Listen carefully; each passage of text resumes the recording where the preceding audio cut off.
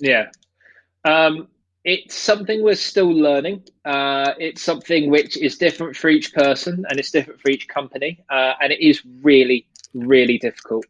What we did back then is we looked at, we didn't have any revenue, we didn't have a product yet, and there was no real numbers to look at. So what we kind of did is went, right, let's look at these companies who are now much, much bigger, somewhat comparable, but not really. So, Moneybox is sort of comparable, but not really. We looked at Hunify, sort of comparable, but not really. And we looked at where they are now, and then we basically backtracked it and extrapolated it back to go, right, when they were at this stage, what did they look like? What was their valuation? How much they successfully raised? And then we based it on those benchmarks, is kind of how we Yeah, valued it. comparable use cases. Yeah, so this time we're really looking at the metrics and what we're doing now.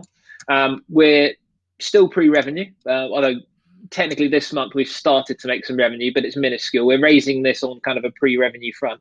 So it's really about traction and again, extrapolating that forward to the companies that successfully raised at this point, then went on to become successes. Their metrics were comparable in terms of the funnels, the user engagement, the retention, all those different engagement metrics, and then post it forward.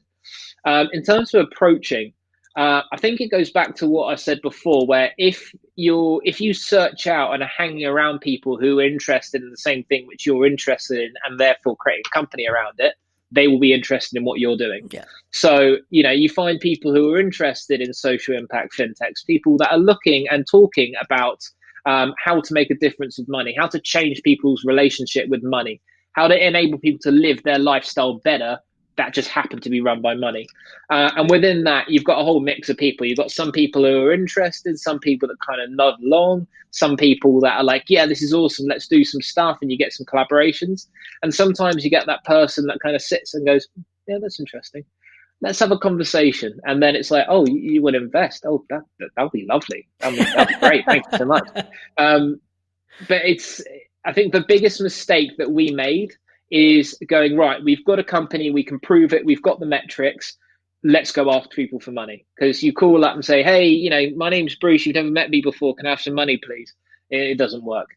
This is people's children's inheritance, and you've got to persuade them that instead of their children getting inheritance, when they leave, they're going to invest in you and it's going to create even more inheritance. So it's a real, for a lot of people, especially in the angel space, it's a really emotive thing to invest in a company. And it takes a lot of, I don't want to say persuasion, because if you have to persuade people, they don't truly believe in it from the start anyway, but it takes a great bit of communication, effective communication that took us a very long time to learn to do effectively. People buying in, the same reasons you get excited about it, the same reasons you jump out of bed in the morning and go, yes, I can't wait to do this thing for StorkCard. They need to be in the exact same state of mind. no, for sure. And a lot of the time it's about demonstrating your passion for the product and demonstrating that there is a real market for StorkCard out there. And so did you end up Yeah. finding your investor through just your local network, or did you end up cold approaching a few just randomly? It was a mix of introductions from advisors and people we were talking to already. It was never like cold approach. Yes, I'll invest. It was mostly you get in contact with somebody that's quite interesting, is posting some interesting stuff on your LinkedIn feed about it, and you kind of have a chat with them, and then who do they know? Can you introduce me to some people? And then it grows and it grows and it grows. Um, I'm truly a believer in the fact there's no such thing as a wasted conversation. No matter who you talk to, they'll know something interesting. They'll know someone interesting. You might know something they find interesting. So there's no conversation that's not worth your time. And that's kind No, of of how course. one thing leads to another, and you kind of get there. But it does take patience, and it does take a real kind of belief that you'll get there in the end, because it's not an algorithmic process. One plus one does not equal investment. It's a long, old, windy thing which may or may not get there. I mean, As maybe much there's other people more experienced than me that kind of, do know that there is a formulaic way of doing it, but we haven't stumbled upon that yet. no, I think it's just called the scattergun and refine approach, mate. Yeah. One thing I'm enjoying at the moment, for example, is this new thing called lunchclub.ai, which automatically assigns you just someone to Skype with for an hour a week. So I'm really enjoying that, and I'm meeting some really interesting people through that. Last week it was somebody who is a spinal surgeon turned motivational speaker. Week after that, it's somebody who is well, after that was another fintech investor actually.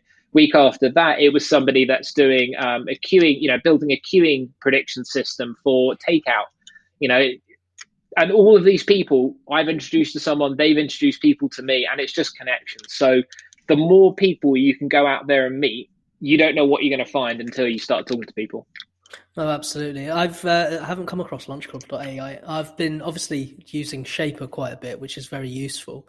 Shaper is great. It is great, and obviously, if you end up splashing out for the paid subscription, then you can obviously search by job title and things like that, which is cool. Yeah. But it kind of makes it a little bit more cold and functional. Whereas obviously what you were saying about LaunchClub.ai, did you say it was rather randomized, or how do they pair you up? It's pretty randomized. So what it does is it looks at who you've got to write a profile, who you are, what you do, etc., and then it goes right. What are your interests, and then just finds you interesting people. You can use it and start putting a goal to it. So like, I want to learn about X. I want somebody who could introduce me to people in the Y space. So you can do that. But I like keeping it nice and informal, and kind of going, right, there's half an hour. I'm sitting here eating my lunch anyway. Let's talk to somebody interesting. It might be something I know absolutely nothing about. And it kind of enlightens you. Oh, I quite like it. I think, well, I've written it down, so it's. I was very worried at the beginning it was going to be a bit chat roulette-y, but it's not. It's very business focused. God, let's not get into a conversation about chat roulette. I know. This is what many humorous evenings. Yeah, this is what I was worried about. I'll move on swiftly from that. Not implying anything, but you obviously, with regards to choosing your investors, what do you seek to? What kind of parameters do you have when seeking an angel? By the way, number one, they've got to be excited by what we're doing.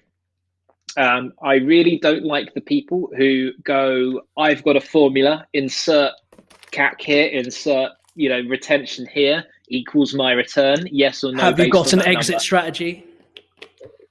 Yeah, I mean, there's got to be some sort of plan of that, but I don't like, especially at seed stage, it doesn't make sense to do things purely on metrics, because, a financial plan really is just a whole page of what's going to happen.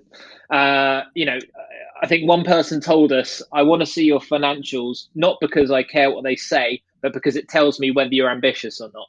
If you project, $500,000 in revenue in 5 years, I'm like, yeah, go enjoy your nice family business. All good luck to you, but this is not for me. Or if you say, I'm going to make 500 billion in 5 years, I'm going, hey, you have no idea what you're talking about. Bye-bye. So it's like a framing exercise, really. I think the main thing is we've got to like them, because you're going to have to do board calls with them the whole time. You're going to have to ask their advice the whole time. When you're in a sticky situation, they're going to be who you call. When you're doing really well, they're who you're going to call. So there's got to be a good relationship there. They've got to value the same things as you do, because there's going to be decisions you want to make down the line, which you now have to get some sort of buy-in to do.